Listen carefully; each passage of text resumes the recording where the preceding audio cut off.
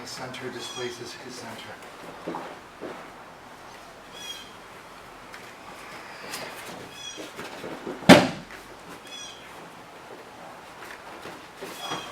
So you're moving like this, just invite them, join me on my walk.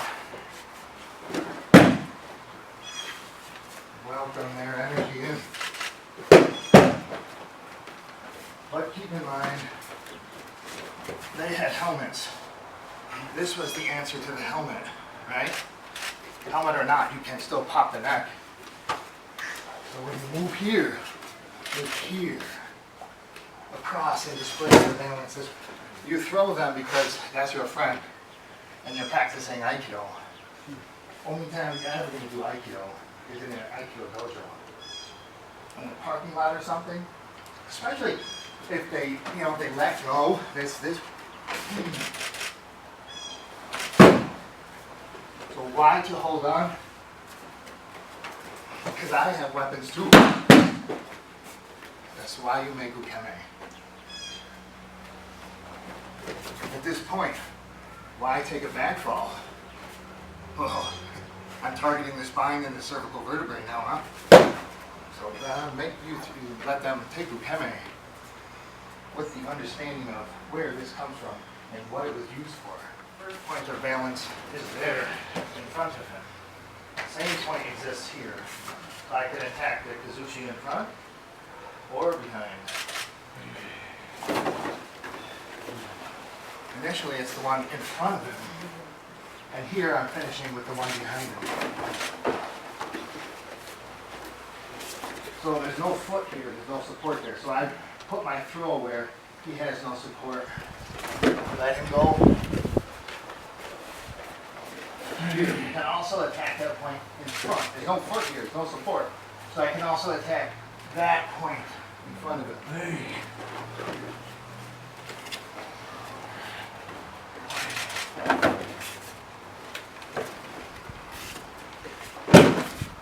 See? Always this autonomy is there, always implied. Even if I don't raise my hand, it is understood. It is understood. I have weapons too. Now that point there, make a wave. Don't let his weight go behind you. You need me here. Tenkan here. Everything's already falling. His balance is taken immediately. Immediately. To me, everything that happens next is an act of forgiveness. And then they throw you and there's like that lag. I try not to let that occur. I try to stay with him, and then when he does the throw, I do it also. So that we kind of like, here. The uke becomes an expression of the nage's technique. So this contact has to stay. I have to now protect my head because the elbow is there, the tagetana is there. If this disconnect occurs, he's here first, huh? So I protect my head, I stay connected, I stay connected. He brings me, if I had the knife, he's got to keep the knife away, right? So here. So now here. So I have the knife. Wrist control is so I can get the knife in him. He keeps the knife away, and now he makes it easy for me to roll over my own kazushi. So we blend with each other. Like that. So that sword enters and then relaxes. This melts. The attack melts so that my hip can take over. Here we are. Now, even if I don't apply it, it's there. My intention is there. I understand center line all the time. If you're not acknowledging their center line, they're acknowledging yours. So I melt. That's how it should look. Here. Open the hip. Take his center. Same point of balance. Open the hip.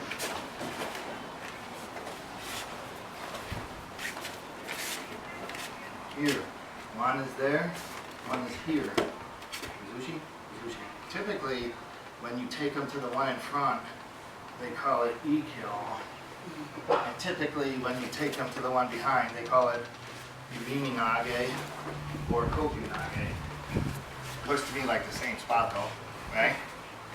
So, leaving this one opening off the line.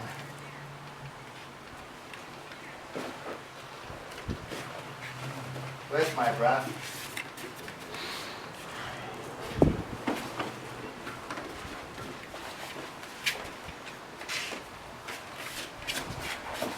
The way I learned to do this technique from Sensei used to look like this.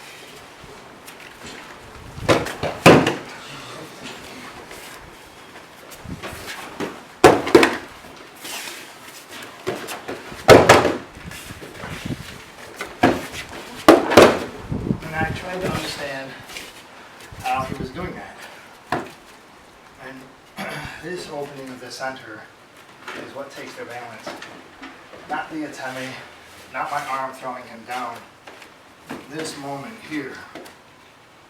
In Tai no Henka, it's this moment that his balance is taken. Not here. That's here.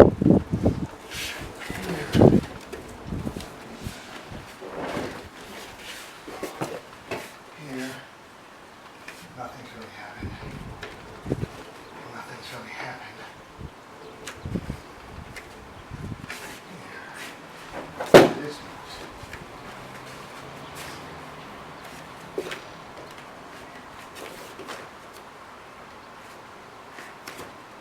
No. Here. Lift the breath.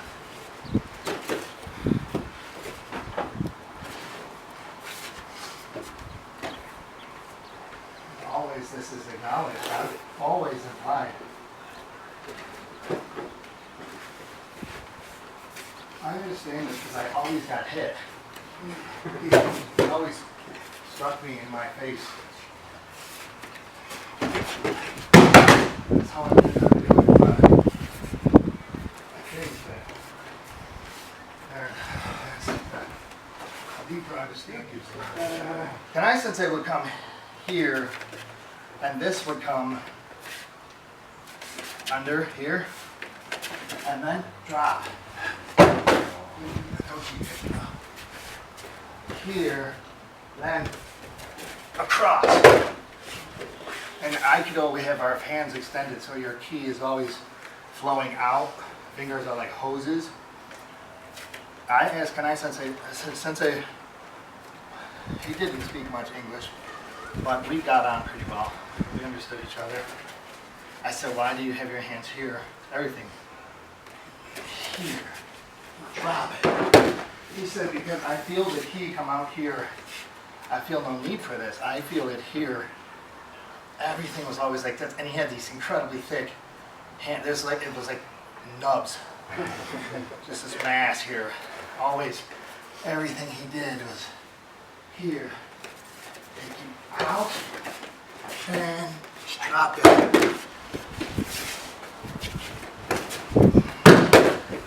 Same thing with Yoko Minuchi.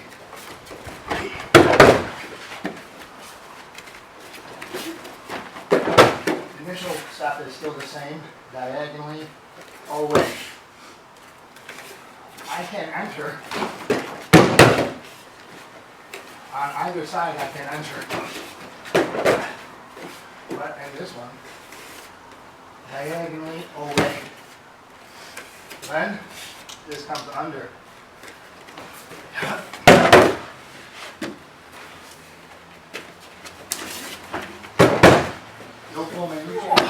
See the lag?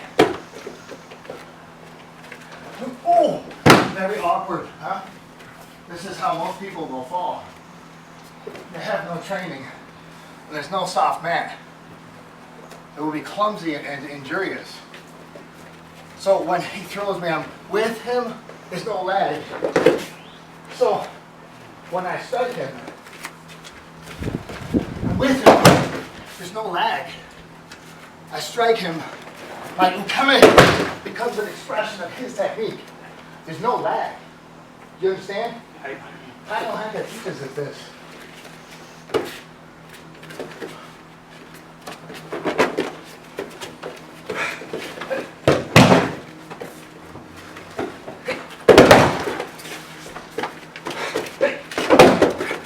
Doesn't matter. You stay connected, huh? Think of positioning your feet and your center of gravity together.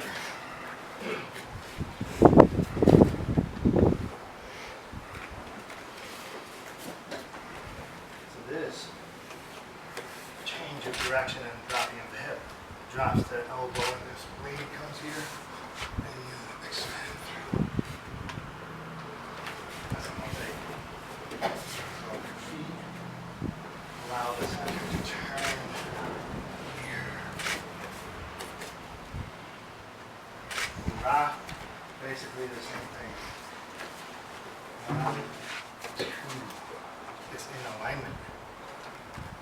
My center, my feet, my base of support are here as the hip turns and drops.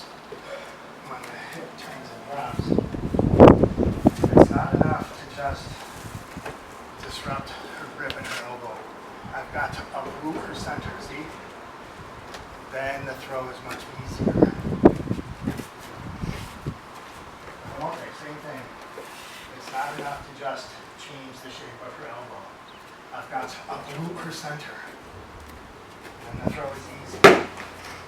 I would argue that once their center's uprooted, the throw has happened. It's not my argument. Pointed bird, Yusuf Nature, Renai Sensei, Yamada Sensei, Chiba Sensei, Sugano Sensei. I trained with Tamura Sensei. He was still alive. I think I was 18 at that summer camp. But that was incredible. In any case, one thing they all had in common is they say, you've got to uproot their center. This has to change. So position your feet so that your hip, whatever it is, can change their hip. Eventually this happens much sooner. Your hip moves. So when the contact occurs, her center is uprooted.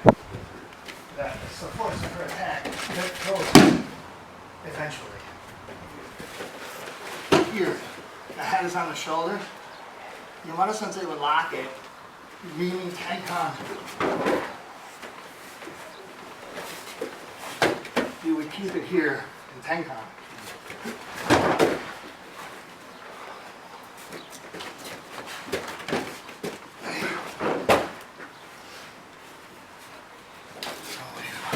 Lock the head. Helmet or no helmet. Doesn't matter, huh? They had to deal how to solve the problem of the helmet and the armor. Lock the head. Isolate the head and take his balance at this moment. Irimi tenkan. Here. If they cannot take that kind of ukeme, still keep the head here. Let them find their back fall.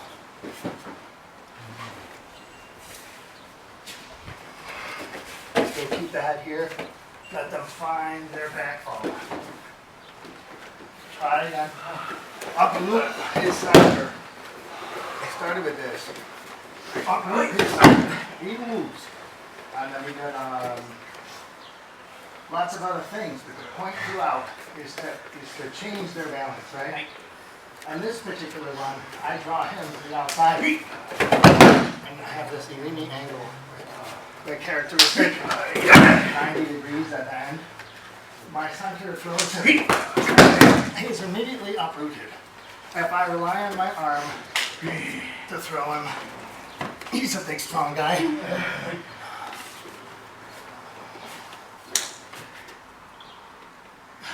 Let's say I'm strong enough to do this. It's exhausting. Uproot him. Move this. Drop your shoulders, inhale. It's effortless for you. Huh? Now, we'll finish with Kokyodoza.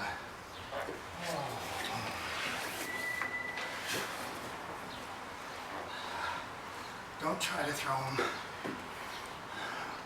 or make asymmetrical movements. Uproot him. Then it's easy. Use your center, not your arms.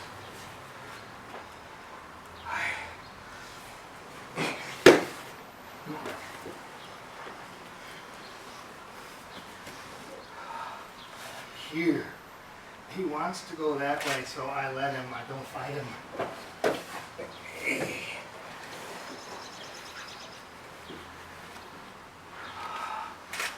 He wants to come this way, I let him.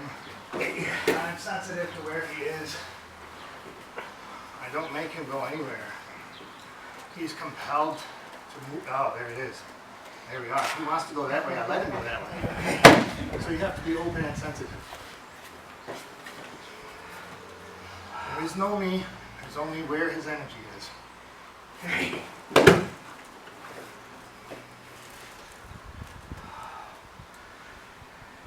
There, I got it. Watch. I can maybe push him over. Yeah. I never uprooted his center.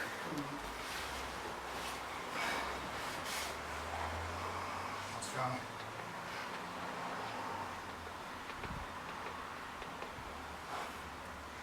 Oh, it's very difficult. Uproot his center. Down Reid Shihan would call this narrowing.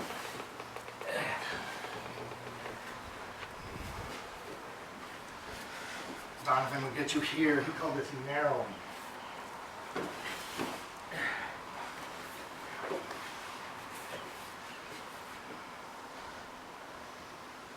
He wants to go there. Let him.